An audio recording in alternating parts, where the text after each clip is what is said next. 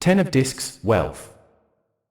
The 10 of Discs are at the point where their richest potentials unfold, getting settled and stayed, realizing the complete amount of material gain.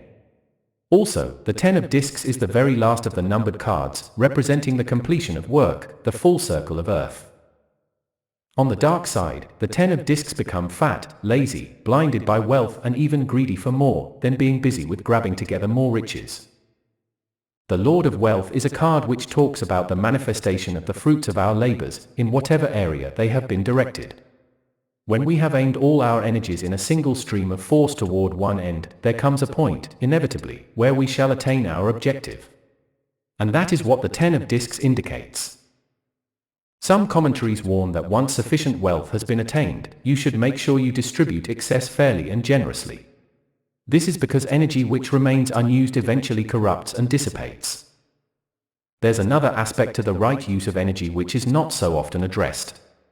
This is to do with the way the will works. There's a common misunderstanding about the use of will among us, and we tend to think that applying will is something that we only do consciously. This is incorrect. The human will works all the time. It runs around happily creating whatever seems most pressing in your mind. This has a rather unfortunate side effect. For many people, the most pressing emotions and responses in their minds are connected to fear, pain, unhappiness, or deprivation. Once seized by feelings such as these, it can be very difficult indeed to keep your mind off them and engage in positive thoughts, affirmations, and actions. You know the feeling, something comes along and hurts you. Then you suffer. You keep circling the issue in your mind. You build up a nice collection of fears.